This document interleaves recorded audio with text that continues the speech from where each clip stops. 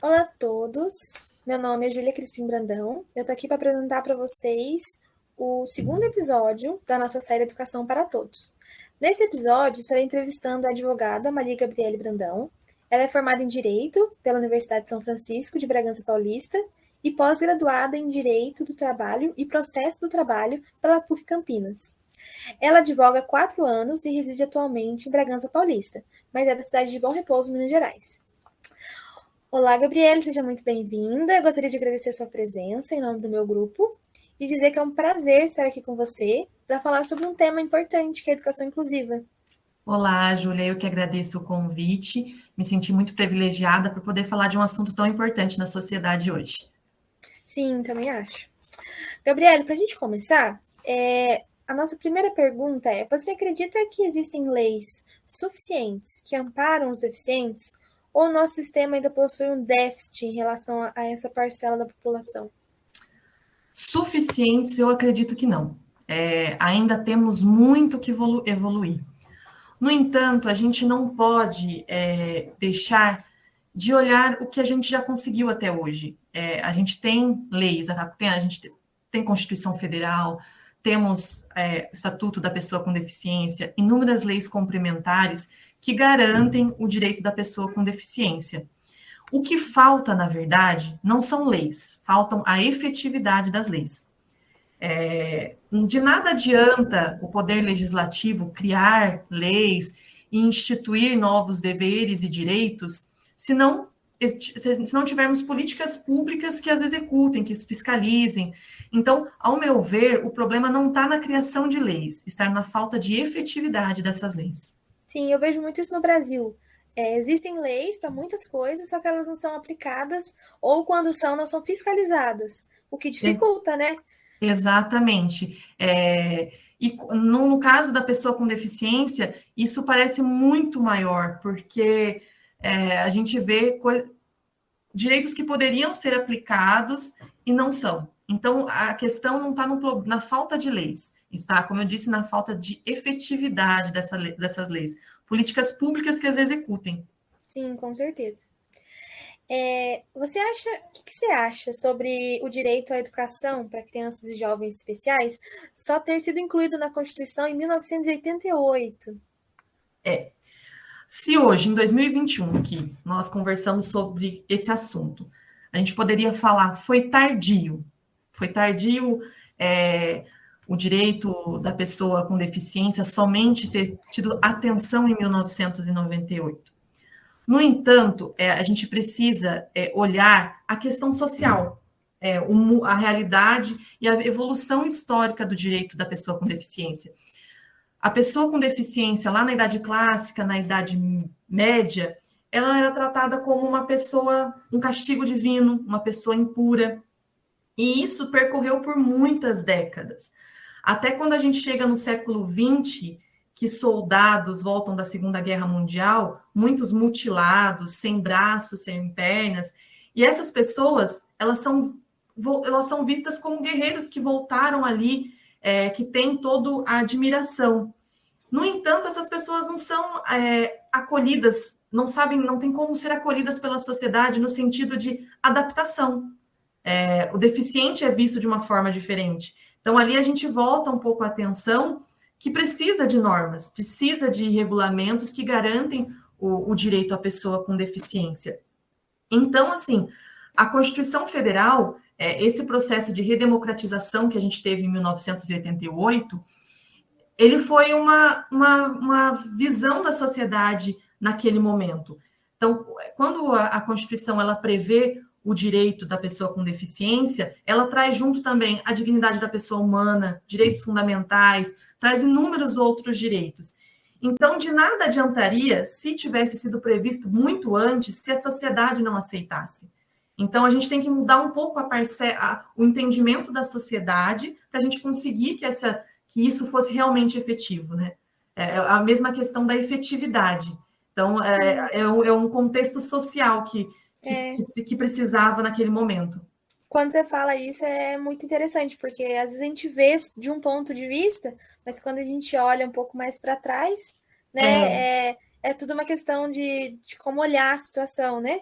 Sim, como eu te falei, foi tardio. Hoje, em 2021, eu falo, nossa, demorou tanto assim para estar previsto na Constituição Federal? Sim, demorou. Mas como a sociedade lidava com a pessoa com deficiência em 1940, em Sim, 1800? Então, eles eram isolados, excluídos, né? isso, Então, assim, exatamente. foi um Então, primeiro passo, né? Acho que nem com foi a questão das mulheres, né? Tipo, passo de formiguinha. exato. E veio junto com vários outros direitos, né? Dignidade da pessoa humana. Foram os direitos fundamentais que foram previstos na Constituição Federal de 88. Sim. Um direito também, eu acho que foi incluído, foi eles poderem participar de escolas regulares, né? Porque eles eram obrigados Isso. a participar de escolas especiais. Eu vejo, né, a Constituição Federal, quando ela trata da pessoa com deficiência, um primeiro passo da inclusão. É ali que vamos conviver todos juntos. Então, a Constituição Federal, ao meu ver, ela tem esse viés, sabe? Vamos incluir, tem Sim, essa é proteção. um primeiro passo, Um né? primeiro passo, muito, Sim. o primeiro. Ô, Gabi, e você acredita que as leis de acessibilidade nas escolas, nos ambientes públicos, são devidamente cumpridas? A gente voltou no quesito da primeira pergunta, né? De que falta aquela fiscalizaçãozinha. Exato. Então, eu acho que não precisa nem de muito para a gente ver que não está sendo cumprido, né? Quando você sai à rua e você vê que na calçada não tem uma rampa para o cadeirante, ali a gente já está vendo que a lei não está sendo cumprida, né? Então, a acessibilidade, embora seja muito linda na lei, ela não é efetiva, não é fiscalizada. Você chega num comércio, muitos comércios ainda não se adaptaram. Escolas, muitas escolas, quantas escadarias tem em escolas? Sim, E não só isso, falta, e a gente não tem só acessibilidade arquitetônica, a gente tem acessibilidade tecnológica, a gente precisa de computadores adaptados, precisamos de, um exemplo, as crianças, uma criança que deficiente visual, ela precisa de computadores adaptados para ela ou instrumentos capacitados para ela naquela escola para conseguir aprender. Então, falta essa acessibilidade. sim. Eu acho que também a acessibilidade ela é muito cara. Eu já vi isso em muitos lugares que eu estava pesquisando e todo mundo fala, a acessibilidade é cara para o governo, professor de apoio é caro, ônibus com acessibilidade é caro, mudar a urbanização de uma cidade é caro, né? Porque falta rampas, falta acessibilidade em questão de braille para os cegos, né? Numa questão arquitetônica.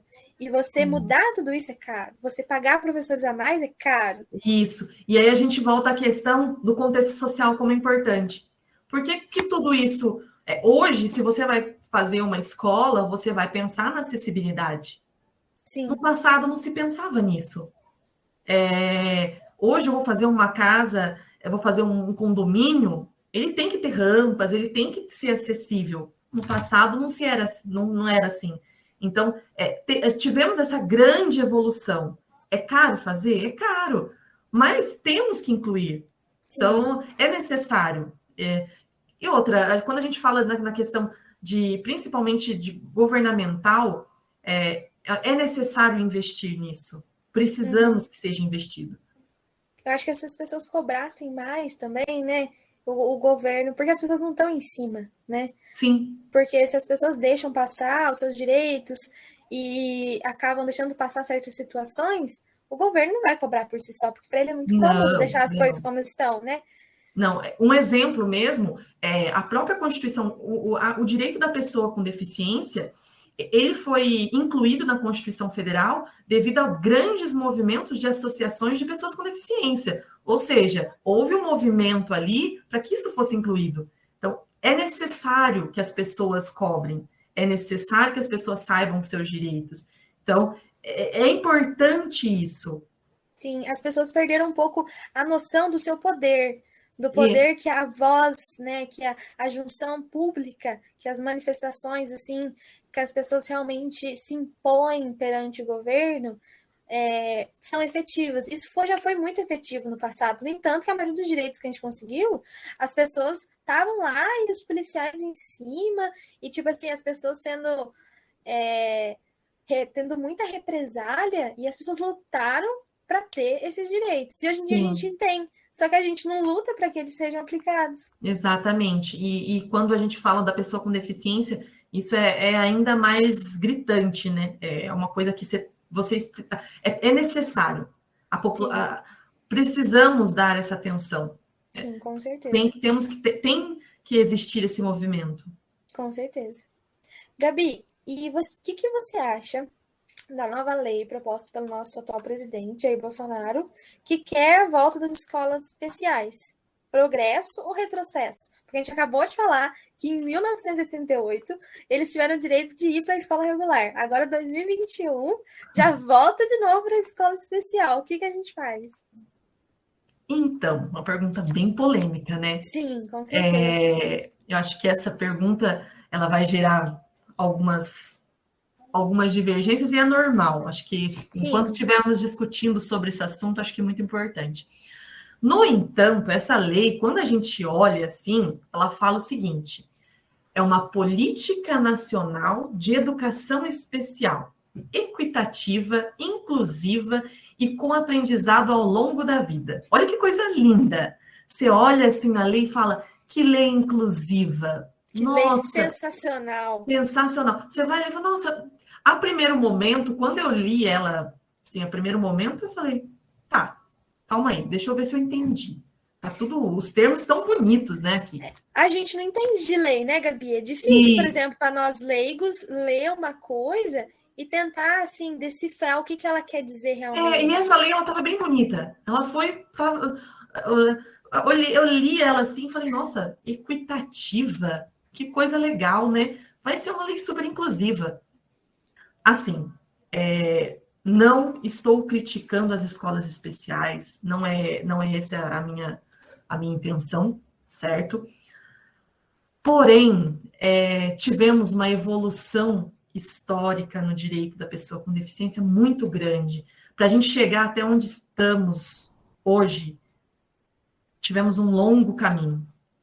E quando existe essa possibilidade de você ir para uma escola especial, um pai, uma mãe que tem um filho com deficiência, talvez ele seja mais acolhido na escola especial. Porque ali a escola especial, ele vai ter o intérprete, ele vai ter a pessoa que vai entender a deficiência, quando na escola regular vai ser difícil, ele vai ter que brigar por um intérprete, ele vai ter que brigar por um professor de apoio.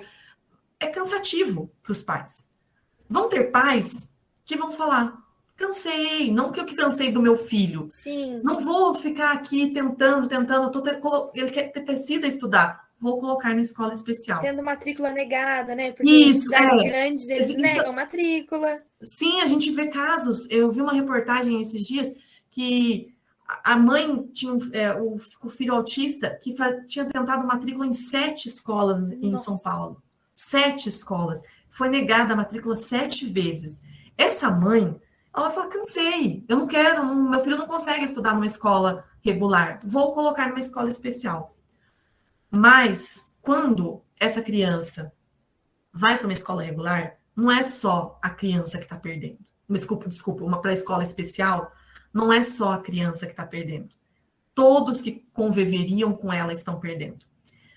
Quando essa criança vai para uma escola regular e convive com outras pessoas diferentes delas, ele vai aprender a ganhar, a perder, vai aprender que nada na vida ali vai ser tão fácil, ele vai entender as suas dificuldades, e eu falo que muito do que a gente ou que eu sou hoje, eu devo aos meus primeiros anos de escola. Eu lembro da minha professora, eu lembro de algumas professoras, eu lembro do meu convívio com amigos, e como aquilo foi importante para que eu chegasse onde eu cheguei hoje.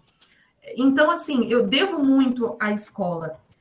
Quando essa criança com deficiência é tirada dessa escola regular, ele vai para um outro mundo, ele vai conviver só com aquelas pessoas. E quando essa criança crescer, ela vai trabalhar num lugar que só tem pessoas com deficiência? Ela vai conviver com pessoas que só têm deficiência?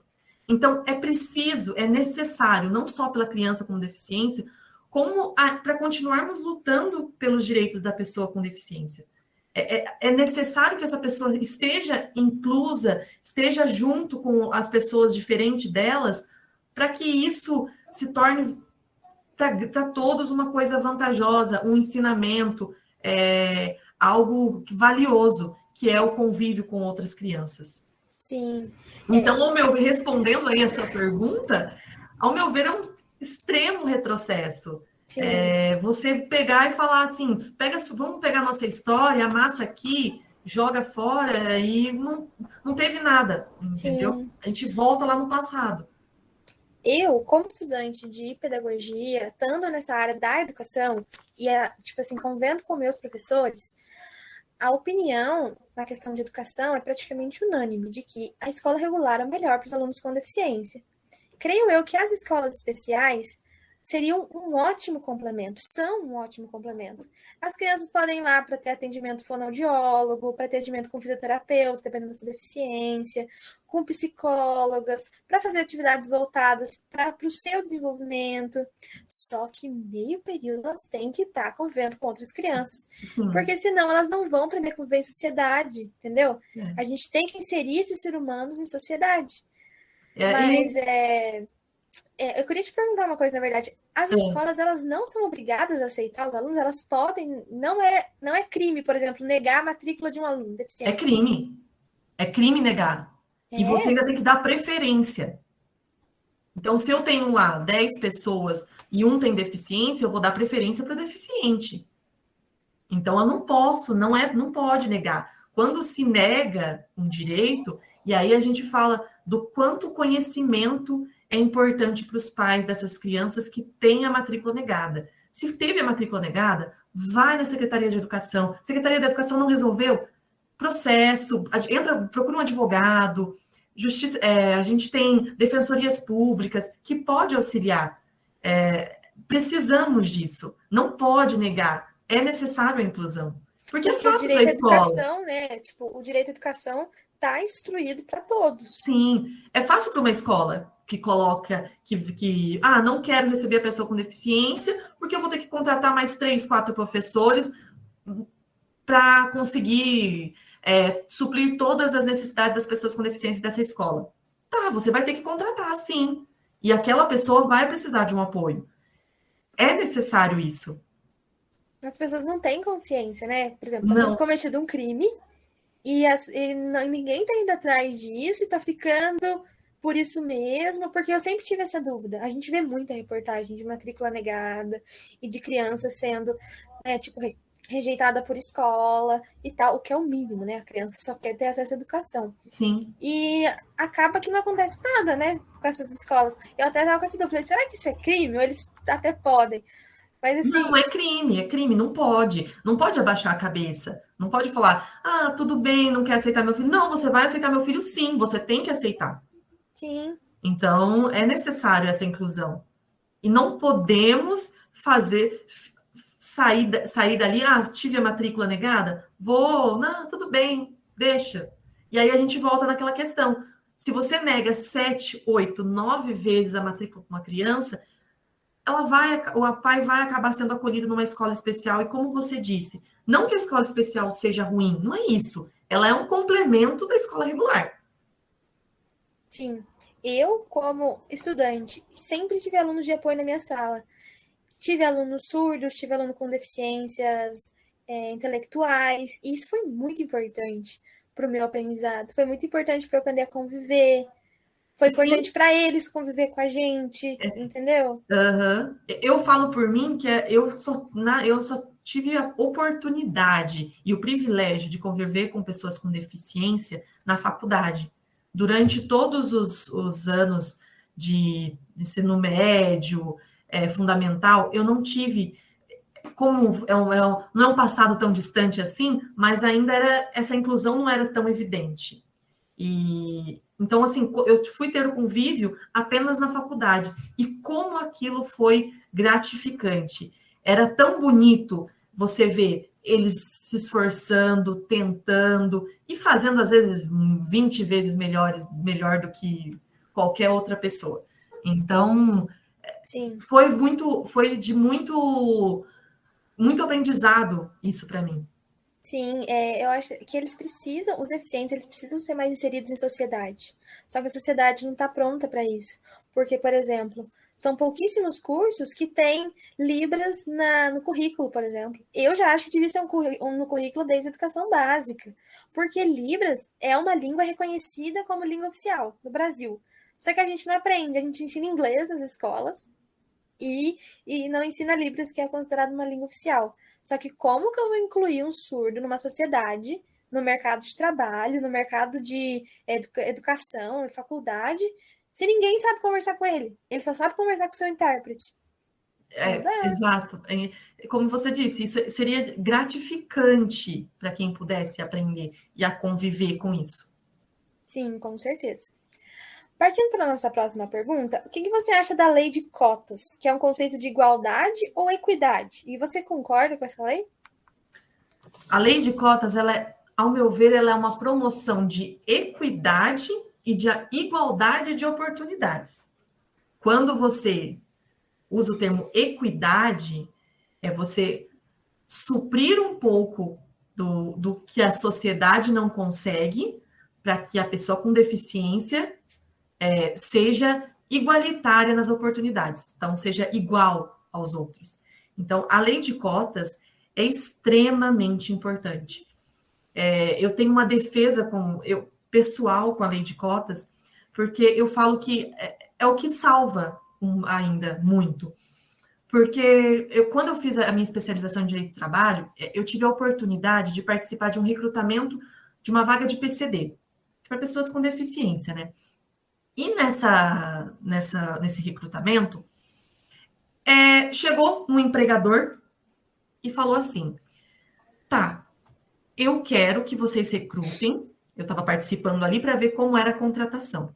Eu quero que vocês recrutem apenas, eu preciso dessa vaga para pessoas com deficiência, porque a empresa é obrigada, né? A lei de cotas obriga que ela... Obriga as empresas também, não é só vaga na universidade. Não é só, a gente não tem disso. só isso isso é importante. A gente não tem só a lei de cotas para universidades, a gente tem a lei de cotas no trabalho.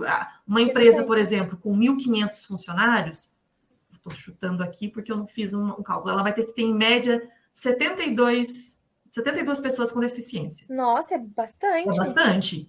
A gente tem, isso eu estou falando um número sem ser estimado, exato. Sim, estimado, com nada certeza. exato. Então, é necessário que essa empresa tenha pessoas com deficiência.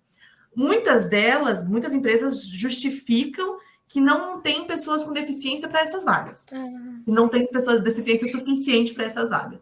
Mas voltando lá à história do recrutamento, esse empregador que estava contratando PCDs, vagas para deficiente, ele falou o seguinte, eu quero que seja contratado apenas surdos. Só surdos. Aí, como eu estava só ali fazendo meu estágio e tentando entender o que estava acontecendo, fiquei quietinha, observei aquilo e falei, não estou ouvindo isso. A estagiária não pode interferir, deixa eu ficar quieta. Eu olhei aqui e falei, não é possível que eu agora vou ter que... Pleno século XXI, eu estou ouvindo isso. Mas fiquei quieta na minha. Daí a recrutadora, né, a analista de recursos humanos lá, falou, tudo bem, mas é que surdos é muito difícil. A gente tem, infelizmente, até dentro dos deficientes, existem aquelas que eles chamam de deficiências leves, que eu não sei, não é um termo que se deve usar, é mais fácil de contratação. Então, o surdo, ele é mais fácil de eu colocar na empresa. Então, essa pessoa queria surdo. Mas aí ela perguntou o porquê. E o porquê foi mais absurdo ainda. Ele falou, por quê? Era chão de fábrica, essa vaga para a PCD. Porque ele já é surdo. Então, quando ele for colocar o IPI, que é aquele protetor auricular de máquina, ele não vai precisar, porque ele já é surdo. Nossa, que ridículo. Eu ouvi aquilo e falei, não, eu não estou ouvindo uma coisa dessas, né? Alguém está pedindo para ser processado. Exato. Mas aí, a gente vem naquela situação. Você acha que se esse empregador não fosse obrigado, com essa mentalidade dele pequena, se não tivesse a lei de cotas, você acha que ele ia contratar uma pessoa com deficiência? Claro que não. Óbvio que não. Então, aí a Eles não gente iam ter vai... nem espaço no mercado de trabalho, né? Exatamente, a gente vai para a importância da lei de cotas, que é a questão da equidade. Equidade para dar igualdade de oportunidades para todos. Então, é fundamental essa lei de cotas. Temos muito, como eu falo, a melhorar na questão de fiscalização, porque a gente vê... é triste até ver pessoas deficientes muito qualificadas para algumas vagas. Você vê pessoas formadas, pós-graduadas, mestradas, trabalhando em vagas que talvez seriam de estagiários, de auxiliares. Sim. Então, infelizmente, precisa de um pouco mais de fiscalização com relação a isso. Esse empregador provavelmente ele queria os deficientes auditivos, porque o deficiente auditivo ele não precisa ser totalmente surdo, né? Existem graus.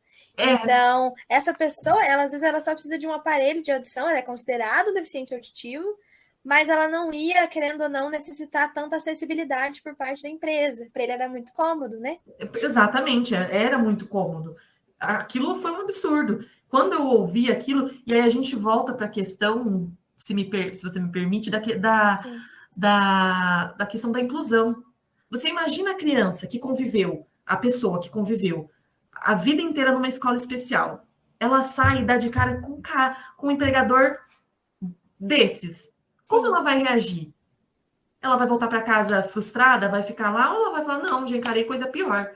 Lá na escola era pior, então eu vou ficar aqui. Sim. Então, isso é importante, essa inclusão é importante, porque o mundo corporativo é muito cruel. Sim. Então, é necessário. Eu acabei de aprender uma coisa nova, porque quando eu elaborei essa pergunta, na minha mentalidade, as cotas eram necessárias somente em universidades. Eu não tinha ideia que elas eram também no mercado de trabalho. Eu fico feliz por isso, porque assim, se não tivesse, ia ser muito mais difícil para quem é deficiente conseguir um emprego. Certeza, já é difícil, muito. Né? E daí acaba que sendo aquela coisa, aquele emprego meio obrigado, né? Tipo assim, tô te dando essa vaga porque eu preciso, senão eu não tava te dando essa vaga. Exato, exatamente isso. Daí você fala, tá, você tem... E são pessoas capacitadas para trabalhar. E o pior de tudo isso, que estatisticamente falando, essas pessoas com deficiência e essas vagas de PCDs são mais para pessoas... Acabam sendo vagas chão de fábrica, auxiliar, nunca são cargos altos. Sim. Então, a gente acaba enfrentando isso, né, com as minorias. A gente vê muito isso na questão. Eu falo a questão da fiscalização. Sim. A fiscalização efetiva seria importantíssimo.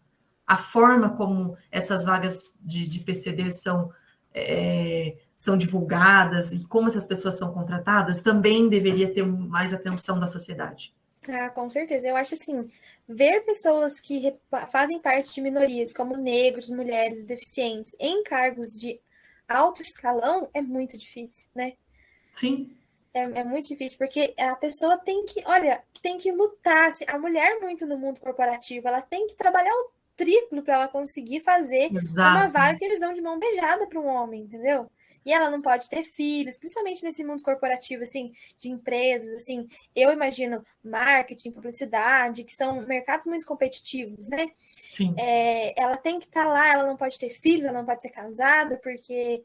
Ela tem que dar conta de tudo, então, para isso, ela não pode fazer nada, ela tem que ser única e exclusiva da empresa. Sim, e são cargos, assim, que mulheres muito bem capacitadas, igualmente como a gente estava falando dos deficientes, não têm cargos referentes às suas capacitações por conta desse mercado de trabalho preconceituoso. Exato. Tem até uma história que fala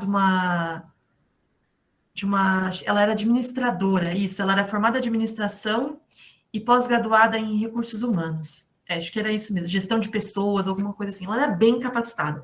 Eu conheci ela é uma pessoa fantástica, e eu conheci ela era cadeirante.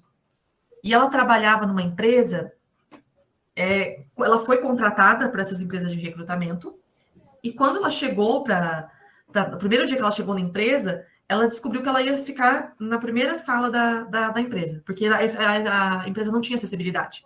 Então, assim, eu contratei você, mas eu não sei como você vai ao banheiro. Não sei onde eu te colocar, entendeu? Isso. Te coloquei aí, vamos se virar.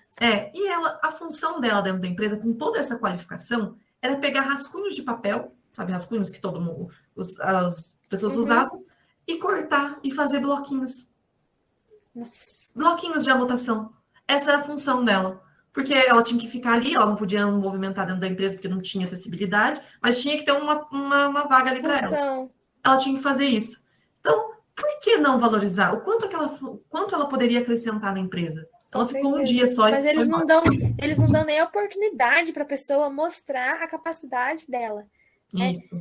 Quando a gente vai falar de casos, assim, de coisas que revoltam a gente, eu só consigo pensar naquela história que há poucos anos que foi criado um banheiro feminino lá no plenário, eu acho. Acho que não me recordo dessa. Pode ser que sim. Lá em Brasília. Isso, foi. Eu não sei se chama plenário, não tenho certeza. Aquele lugar lá onde ficam todos os ministérios. Sim. Não tinha banheiro feminino, apenas em 2012 foi criado um banheiro feminino. 2012? Como assim? Entendeu? As mulheres parece que elas tinham que atravessar um grande lugar. Mas por que não tinha? Porque não tinha mulheres trabalhando lá, entendeu? Porque não era necessário, não era nem necessário, não tinha mulheres na questão na política de alto escalão, né? Aí conforme os anos foram, aí as mulheres foram entrando nesse mercado, foram entrando, né, nos cargos públicos, etc. Aí falaram, nossa, acho que a gente vai precisar de um banheiro, né? Para as mulheres, para elas não sair do prédio para poder usar o banheiro. Esse caso, para mim, foi muito chocante. Realmente, é mais ou menos nesse sentido que a evolução que a gente precisa, né? Sim. Gabi, para a gente encerrar, então, qual você acredita que seja a maior dificuldade encontrada pelos deficientes quando eles buscam por seus direitos legais, como acessibilidade, intérpretes, professores de apoio, ou agora, ampliando a pergunta, vagas de emprego, né, etc. Acho que a gente falou aqui muito, né, de quais são as dificuldades. Fica até meio... A gente acabou falando da falta de intérpretes, a professores de apoio. Ao meu ver, eu acredito muito nisso, que a dificuldade das pessoas é na falta de informação. Precisamos, é necessário falarmos a respeito disso. Temos que tornar o assunto, colocar o assunto em pauta, temos que discutir sobre, para que isso as pessoas saibam. Como você mesmo disse, eu não sabia que precisava de vagas para pessoas, vagas de empregos. O mundo corporativo também existia a questão de cotas. Existe. Muitas pessoas não sabem. Então, assim, a gente precisa conversar sobre isso. É necessário falarmos. Quando as pessoas tiverem ciência do que podem, do que são seus deveres, elas devem correr atrás. Não devem abaixar a cabeça. Se foi negado matrícula 7 vezes, tenta 8, 9, e vai atrás de Secretaria da Saúde, como eu disse, procura um advogado, não tem condição, defensoria pública, faça, não deixe de fazer. Só vamos conseguir progredir nesse assunto quando não mais deixarmos para lá. Vamos fazer acontecer, a gente tem que ir atrás, a gente tem que fazer sim. Sim, eu acho que um primeiro passo é divulgar informações de qualidade sobre isso. Sim, eu queria te agradecer por ter participado, dizer que foi um presente, de verdade, essa entrevista. Eu quero que ela seja divulgada para o mundo todo, porque eu aprendi muita coisa nesses poucos minutos que a gente ficou conversando. E assim, eu me considero uma pessoa bem informada, faço faculdade, estou aí, né? A gente está sempre lendo notícias, e cada coisa que você falava, eu falava, meu Deus, eu não sabia disso. Nossa, isso é crime. Nossa, tem cota no mundo corporativo? Que? Como assim? Então, como a gente é, às vezes, desinformado, mas assim, a gente nem sabe que a gente é desinformado sobre isso. Na verdade, eu falo que a gente tem que aprender muito a ouvir o outro profissional. Você falou coisas da pedagogia, relatou algumas coisas que eu não sabia. Então, a gente precisa ter essa troca de informações. Um psicólogo pode acrescentar muito, ele vai falar de outros detalhes que talvez nós não perceberíamos. Então, precisamos ouvir o outro. Talvez a minha opinião não seja o mesmo de um outro professor que esteja com 40 alunos na sala, 4 pessoas deficientes, e não tenha nenhum professor de apoio. Ele vai falar, não, vão todos para a escola especial. Pelo amor de Deus. Porque o Estado já me paga mal, eu preciso de ajuda. Exato, é isso. A gente precisa saber ouvir o outro. A gente tem que ter o conhecimento. de parar e prestar atenção e principalmente buscar. A gente nunca pode parar de buscar esse conhecimento, de tentar entender. Quando a gente tenta entender, já é uma evolução e tanto. Com certeza. Eu que agradeço o convite, Zé. Muito obrigada. Foi uma honra. Muito obrigada, viu? Eu, o Grupo Unis, o meu grupo, todo mundo agradece a sua participação, dizer que foi maravilhoso. Muito obrigada pelo seu tempo e por sua disponibilidade, tá bom? Imagina. Falar sobre assuntos assim é muito importante para a gente divulgar informações de qualidade, para que as pessoas comecem, né? Passos de formiguinha. Vamos fazer o que a gente pode. Está no meu alcance divulgar essas informações? Vamos fazer. Exato. Eu que agradeço o convite. Muito obrigada, viu?